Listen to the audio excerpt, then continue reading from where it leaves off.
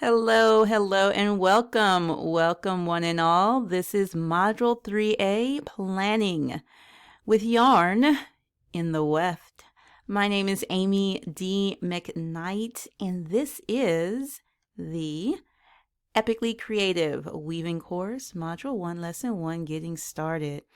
In this lesson, you will learn materials you'll need, looms you'll be using, and how to get support. All right, as I've said before, I'll say it again. This is what I'm going to be using. You can use whatever you want. I am not dogmatic. I am here to support you and encourage you in your creative journey. And so use what you want. Don't get hung up on what yarn I'm using. But I happen to be using Lion Brand's yarn, amazing lace. I'm not getting paid to tell you that. Just happened to have it when COVID hit and I used what I had.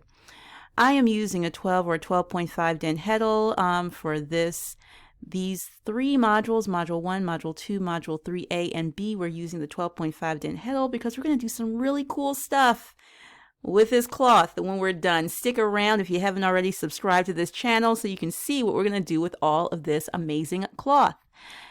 And you're going to need some yarn for your weft. I happen to have used the same yarn in my weft as I did for my warp because, again, I had a ton of yarn before COVID hit from my in-person classes, and I just used what I had, stirred what I had. Some other helpful things to have are a tapestry needle, scissors, brick, or a healthy book for doing those edges. Use what you have. And also, for this module, you might want to have, not pictured, 2 pickup sticks and or a fork or a hand beater. We're going to be using that in some later lessons.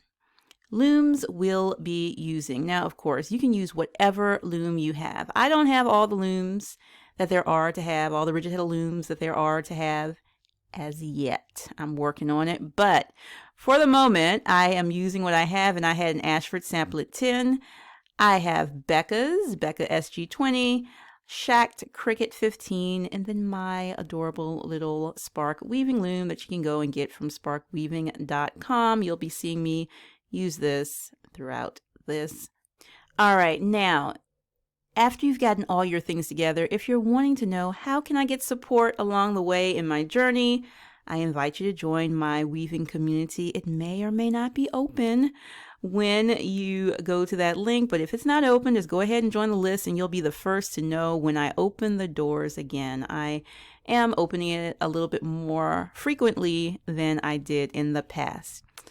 Alrighty, so in this lesson, you learned the materials you'll need, looms you'll be using, or looms I'll be using, and how to get support.